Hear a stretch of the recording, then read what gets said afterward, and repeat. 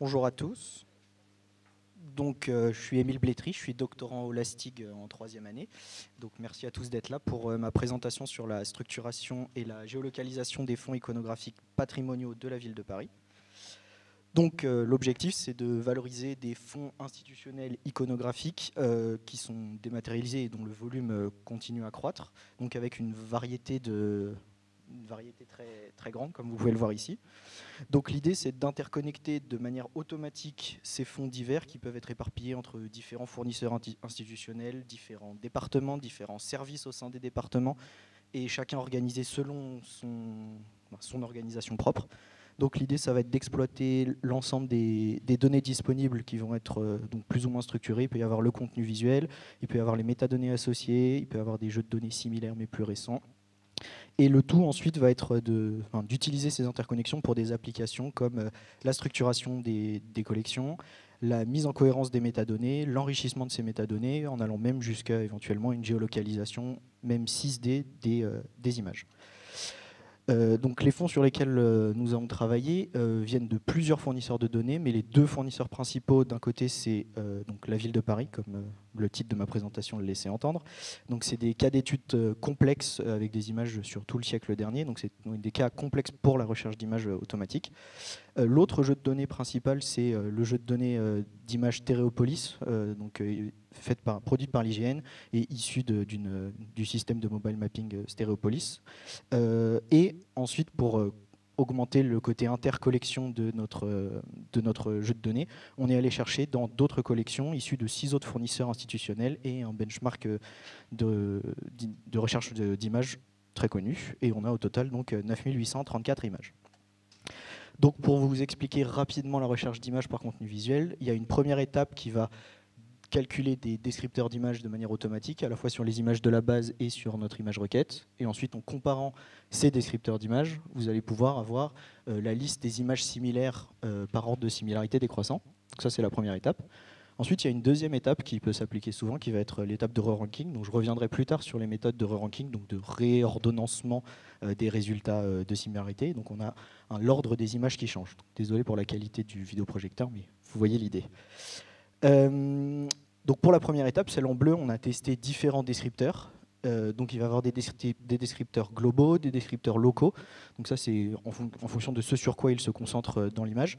Donc il peut y avoir des grosses différences dans les descripteurs, mais celui qu'on a choisi, nous, c'est un descripteur local qui s'appelle HOW, qui est agrégé avec ASMK, pour plusieurs raisons. Tout d'abord, il est beaucoup plus discriminant quand les éléments entre les images sont semblables, par exemple, et surtout quand l'élément est également un petit détail de l'image, parce qu'ici, même moi qui les connais par cœur, bon courage pour faire la différence entre le dôme des Invalides et le dôme du Val-de-Grâce. À l'œil nu, comme ça, c'est compliqué. Et lui, il fait la différence. Il est plus robuste donc, à la variabilité visuelle entre les collections et beaucoup plus robuste à l'ajout de distracteurs, donc d'images similaires mais différentes, donc qu'il ne faut pas confondre. Ensuite, j'en viens donc aux méthodes de re-ranking. Donc, c'était la deuxième étape en vert sur le premier schéma. Donc, il y a une grande variété de méthodes, donc avec un grand nombre de publications. Ces méthodes sont peuvent être classées en différentes catégories, qu'on a quasiment toutes testées sur nos données à nous. Donc, par exemple, les méthodes d'agrégation des descripteurs marchent mal quand on travaille sur des descripteurs locaux, parce qu'on ne peut pas agréger des descripteurs locaux, ça n'apporte pas grand-chose. Donc ces méthodes vont être plus ou moins adaptées à nos images et à leurs spécificités. Elles vont être surtout aussi plus ou moins coûteuses en temps. Mais elles peuvent être combinables entre elles, et donc parfois il va être utile de les combiner, vous le verrez plus tard. Et nous, on s'est concentré sur deux types de méthodes. Tout d'abord la vérification géométrique, donc on vérifie la cohérence géométrique entre les images, et ensuite les méthodes de diffusion. Donc l'idée, ça va être d'exploiter de regarder les plus proches voisins des plus proches voisins pour pouvoir reordonner en fonction de qui est proche de qui, d'exploiter donc je sais pas comment on dirait, un peu une forme de manifold des données, si vous voyez ce que je veux dire. Donc tout d'abord, il y a un apport très certain de la diffusion, comme vous pouvez le voir ici. Alors que l'apport de la vérification géométrique simple est assez faible, la vraie différence se fait avec la diffusion, qu'on peut donc combiner avec la vérification géométrique, Ransac ici, et qu'on peut même multiplier pour petit à petit extraire de plus en plus d'informations. Donc on a ici un vrai bond en performance. Un exemple visuel tout simple, donc en noir vous avez l'image requête, en vert les images qui correspondent, en rouge celles qui ne correspondent pas. Donc avant et après la diffusion, on voit que les images incorrectes reculent dans l'ordre des images, dans l'ordre de similarité des images, et d'autres images qui n'existaient pas là sont ramenées de plus loin dans la liste de résultats pour être mieux classées. Ensuite, on arrive à ce sur quoi j'ai travaillé. Donc, un des vrais problèmes de la vérification géométrique classique est qu'elle se fait pair à pair, mais dans le cadre des images, des fonds iconographiques patrimoniaux, on va avoir des images au point de vue très très différents et au niveau de détail différent, parce que typiquement leur objectif était quasiment, je sais pas comment dire, un peu muséal. Enfin, l'objectif était de vraiment recenser les détails des images et donc faire un peu un inventaire.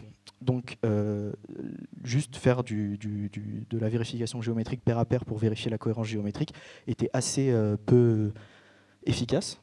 Et donc, on est parti sur l'idée de prendre non pas juste les images pair à pair, mais les premiers résultats et de reconstruire une scène 3D, donc plus globale, parce qu'on va avoir plusieurs points de vue. Donc, on va faire de la structure from motion, du SFM avec Colmap, et on reconstruit un nuage de points à partir des premiers résultats.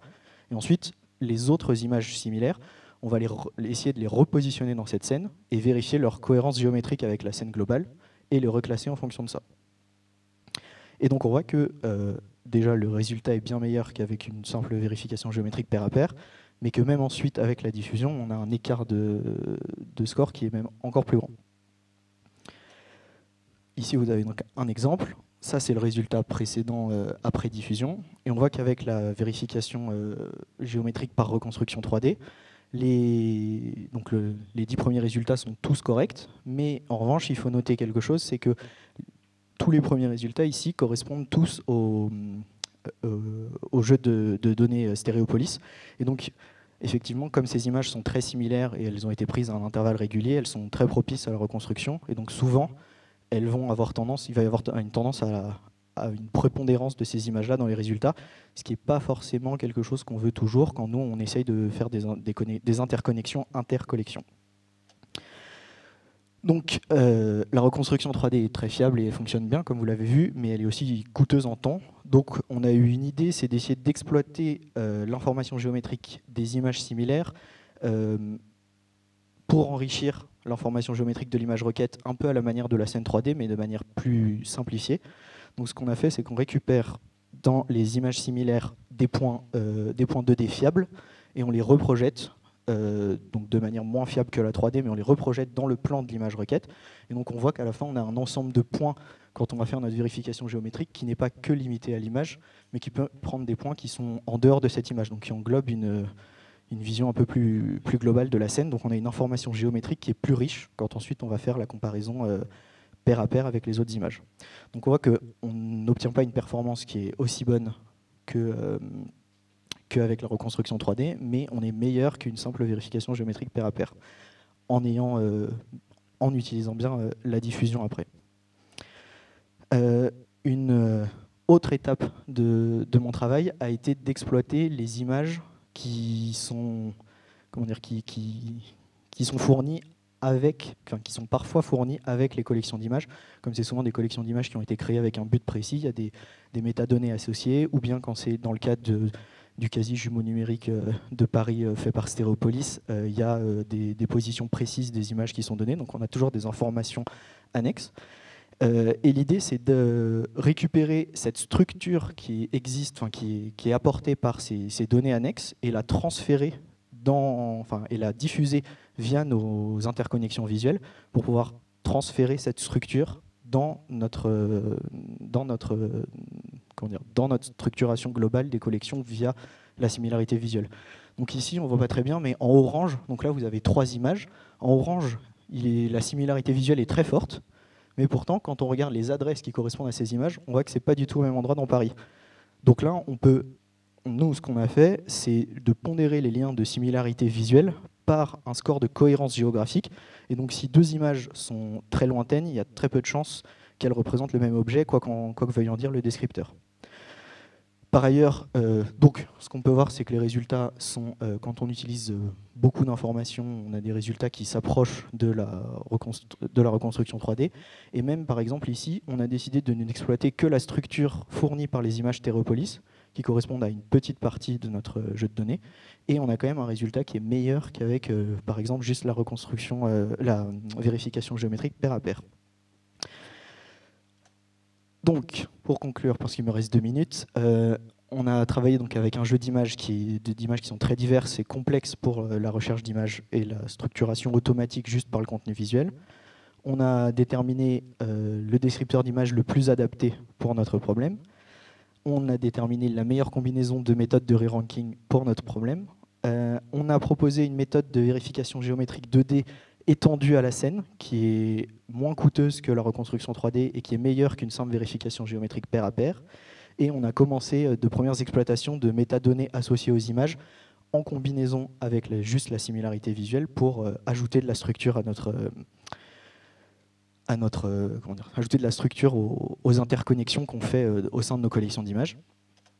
Et ce sur quoi je suis en train de continuer à travailler, c'est que les méthodes automatiques, elles trouvent toujours leurs limites face aux cas les plus complexes pour lesquels on a forcément besoin d'un expert qui connaît, qui est capable d'identifier des choses que la machine n'identifie pas elle-même. Donc, on voit vraiment pas grand-chose, mais nous, on exploite une plateforme de visualisation qui s'appelle GraphXR, qui permet de visualiser les interconnexions sous la forme de graphes et en plus de les localiser, si on a de l'information de localisation. Donc ça permet de visualiser l'évolution de la structuration des contenus. Ici, vous ne voyez pas, mais en fait, il y a des arbres qui semblent se dessiner quand les images sont similaires, tout en étant rattachés à l'image localisée la plus proche. Ça permet d'identifier donc rapidement des incohérences, comme par exemple ces grandes traversées qui semblent peu cohérentes en termes de position géographique. Ça permet d'intervenir manuellement quand on est l'expert pour modifier, ajouter les interconnexions, les modifier, les valider, tout ça. Et donc une fois qu'on a modifié ces informations de structure, on est capable de les réinjecter dans le processus pour refaire tourner tout ça avec des nouvelles informations qui, de manière itérative, vont aboutir à un meilleur résultat. Merci beaucoup.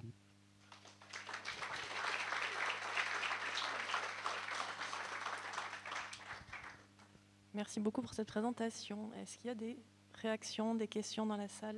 Oui.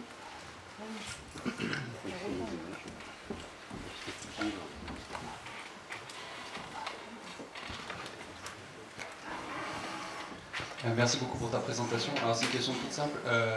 Tu parles de traiter des fonds iconographiques. Est-ce que tu considères aussi des fonds qui ne sont pas des photographies, en particulier des fonds de gravure par exemple, avec tout ce genre de collection-là en fait, qui déborde les photographies? Ça pourrait fonctionner effectivement.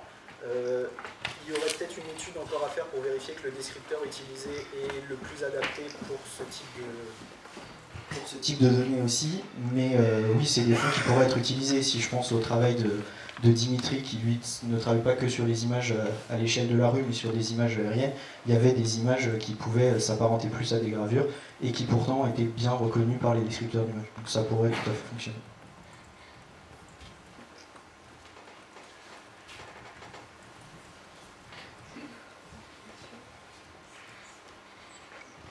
Moi j'ai une petite question. Tu as un petit peu travaillé sur l'utilisation des métadonnées associées aux images. Est-ce que tu as des pistes pour aller un peu plus loin avec, ou juste tu n'avais pas suffisamment de métadonnées pour ça? Alors, disons que comme les fonds sont issus de différentes collections, on va toujours avoir des métadonnées qui sont différemment organisées, ou qui existent pour l'une, qui n'existent pas pour l'autre. Donc on va avoir des méthodes d'utilisation de la métadonnée qui vont être assez spécifiques à chaque fois, à chaque type de collection.